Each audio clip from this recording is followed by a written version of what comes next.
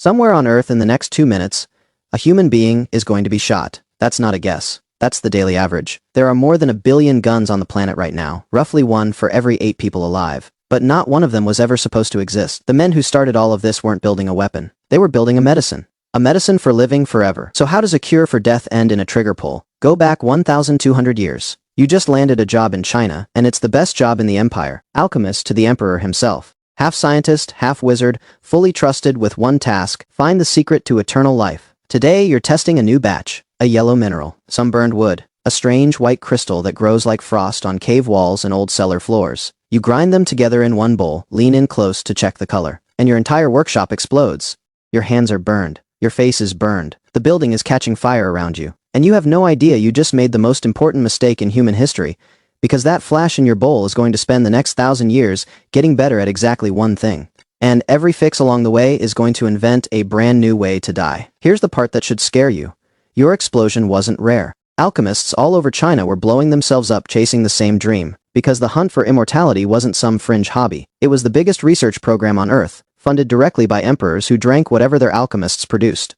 Your 3 ingredients, though, were different. The yellow mineral was sulfur. The burned wood was ordinary charcoal. But the white crystal, the one that made everything go wrong, was saltpeter, scraped off cave walls, cellar floors, even old manure piles. One of the most consequential substances in human history is at its core something people scraped off dirt that animals had peed on. Around the year 850, someone finally wrote it down. Not a recipe, a warning. Hands scorched, faces burned, entire buildings lost. The first written record of gunpowder in human history is one alchemist telling everyone else, "Stop doing this." Here's the part nobody explains, and it's the whole reason a gun works at all.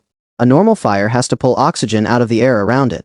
That's why a campfire burns slow for hours. But saltpeter carries its own oxygen locked inside the crystal. It doesn't wait for air. It feeds itself. The whole batch burns almost instantly, and that instant burn releases a wall of hot, expanding gas. Out in the open, that's just a flash and a bang. Trap that gas inside something with walls, and the pressure has nowhere to go. It escapes through the weakest point, violently. That's the entire principle behind every gun ever built. A fire that carries its own oxygen, sealed inside a tube. The alchemists had no idea why it worked, but they knew they'd found something powerful, so they named it. Not a poison, not a weapon. Whoa yow, fire medicine. In their heads, this was still medical research. It just needed some adjusting. The deadliest discovery in human history spent its first years filed in the medicine cabinet. For 2 centuries, fire medicine stayed mostly harmless. Fireworks, flares, flaming arrows to scare off evil spirits. Then war found it. In 1132, at the siege of a Chinese city called Dian, defenders on the wall were holding something new. A spear with a tube strapped near the tip, packed with fire medicine. Put yourself on that wall. An enemy soldier is climbing a ladder straight at you. You lower the spear, touch a flame to the fuse, and the tube erupts, a jet of fire roaring straight into his face. They called it the fire lance. A one-shot flamethrower on a stick. It only burned for a few seconds. For those few seconds, you were holding a dragon. Then came the accident inside the accident. Soldiers started stuffing junk into the tubes, alongside the powder, broken pottery, scrap iron, pebbles, anything to make the flame nastier. Somebody checked the wounds afterward and noticed something strange.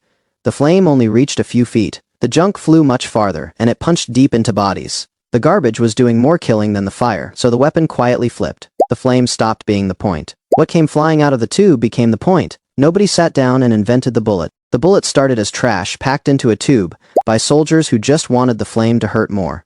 But bamboo has a ceiling. Pack in more powder to throw the junk farther, and the tube doesn't fire, it bursts. Imagine gripping that lance, touching the fuse, and instead of fire shooting out the front, the whole thing detonates in your hands. That happened often enough that someone had to solve it, cast the tube in bronze. And the moment it became metal, it stopped being a fire lance. It became a gun. The oldest one we've ever found was dug up in Heilongjiang, northern China.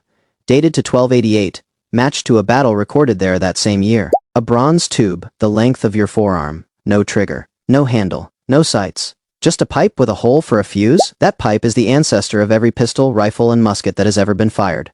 The gun didn't stay in China. Mongol armies carried it west, and by the 1300s it had reached Europe, where a 1330 inventory at Windsor Castle lists a cannon nicknamed Lady Gunilda. Language historians think that nickname is very possibly where the word gun comes from. Europe took the idea in one direction first, bigger. Every serious city on the continent was wrapped in stone walls that had shrugged off armies for centuries. In 1453, Gunpowder ended that era in under 2 months. An engineer built the Ottoman Sultan a monster, a bronze cannon over 8 meters long, dragged toward Constantinople by 60 oxen. The walls of Constantinople had stood for 1,000 years. The cannon cracked them in weeks. After that, no wall on earth was safe again. But you can't carry a cannon, so gunsmiths shrank the tube back down into something a soldier could hold. And that created a problem that sounds almost funny today.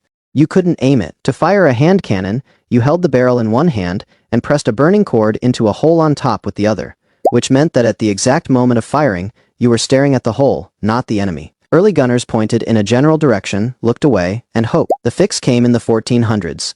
A small metal arm that held the burning cord for you. Squeeze a lever, the arm swings down, the cord touches the powder. Because the mechanism looked like a door lock, that's exactly what people called it. And paired with a wooden stock and a barrel, you had the full phrase we still use today for something complete and ready, asterisk lock, stock, and barrel. This was the matchlock. For the first time, both hands held the gun, and both eyes stayed on the enemy. The matchlock's flaw was hanging right there in plain sight. A live, burning cord. Rain killed it. Wind killed it. At night, the glowing tip told every enemy scout exactly where you were standing. Every soldier carried an open flame inches from a bag of gunpowder on his belt. The gun worked. The fire was the problem. Around 1500, gunsmiths built a gun that made its own fire. No flame at all. A spring-wound steel wheel that struck sparks off a chunk of pyrite. The mineral people call fool's gold. Wind it like a clock, pull the trigger, and it sparked itself. The wheellock needed no cord, no exposed fire. You could carry it loaded, hidden under a coat, and fire it in an instant. There was just one problem. The clockwork inside was so complex that only master craftsmen could build it, at prices only nobles could pay. The wheellock was a brilliant answer that no ordinary soldier could afford. So armies needed something simpler. The flintlock arrived in the early 1600s. A spring-loaded flint striking a steel plate for sparks. Cheap, rugged. It made the matchlock obsolete within a century, and it stayed the standard weapon of the world for 200 years. Napoleon's armies carried flintlocks. The American Revolution was fought with flintlocks. Here's what nobody tells you about those 200 years. The flintlock still had one enormous weakness, and it dictated how every battle on Earth actually looked. Loading. To fire one shot, a soldier had to stand upright, pour powder down the muzzle, ram a lead ball down after it, prime the pan, and pull back the hammer. For a trained soldier under fire, that took around 20 seconds. 20 seconds completely defenseless, while men ran at you with bayonets. That's why old battles look so strange to us now. Long lines of men standing upright in the open, firing all together. They weren't being reckless. They were surviving. You fired as a row so that while your line reloaded, the row behind you stood ready. The entire battle formation was a machine built around one flaw, those 20 seconds. The man who finally fixed that flaw wasn't a general. He was a Scottish church minister named Alexander Forsyth, and his problem wasn't war, it was ducks. Forsyth hunted waterfowl, and his flintlock kept betraying him. Pull the trigger, and the powder in the pan flashed first, a bright puff of light, and only a split second later did the gun actually fire. The ducks saw the flash and were airborne before the shot ever arrived. Every single time. So in 1807, this country minister patented a new kind of chemical, one that needed no spark at all. A sharp strike alone set it off. Ignition became instant, sealed, and waterproof in one move. No flash, no delay, no wet powder losing the fight. Rain had been beating guns for 600 years. It finally lost because ducks kept dodging a clergyman. Within a decade, inventors simplified Forsyth's idea into a tiny copper cap, shaped like a top hat, packed with the same explosive chemical, and fitted over a metal nipple. The hammer struck it directly. Cheap, waterproof, nearly foolproof, and converting an old flintlock into this system was a simple swap, not a redesign. One hunting writer in 1817 saw exactly where this was going, and he hated it. If this ignition system ever reached the battlefield, he warned, war would become so frightful as to exceed all bounds of imagination. He wasn't wrong. He was just about a century early.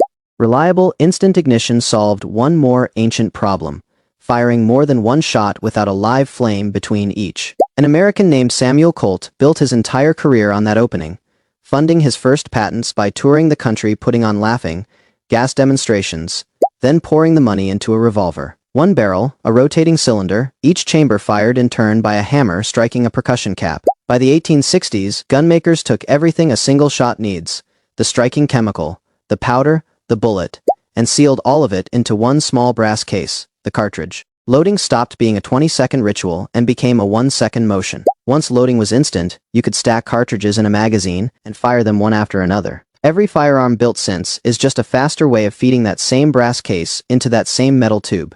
So here's the whole chain. Alchemists, searching for eternal life, accidentally built a fire that carries its own oxygen, and called it medicine. Soldiers strapped it to spears and made flamethrowers. The garbage packed into those tubes turned out to be deadlier than the flame, so the projectile took over. Bamboo kept bursting, so the tube became bronze. The tube grew into cannons that brought down thousand-year-old walls, then shrank back into human hands, where every version carried a new flaw. You couldn't aim it, so the matchlock. Rain killed the cord, so the wheellock. Nobody could afford it, so the flintlock. 20 helpless seconds. So a duck hunting minister invented instant ignition, and a small brass case finished the job. Nobody planned any of it. It took 1,000 years, an exploding workshop, burst bamboo, a fallen empire's walls, and one very frustrated duck hunter. You'll hear that sound again tonight. In a movie, a show, a game, and it will cost you nothing, not even a flinch. But every gunshot you have ever heard, real or on a screen, is the same chemical event that exploded in an alchemist's bowl 1,200 years ago. Fire medicine, going off inside a metal tube. The men who discovered it were trying to defeat death itself. Instead, they handed death its favorite tool. And somewhere on Earth in the next 2 minutes, another one is going to go off.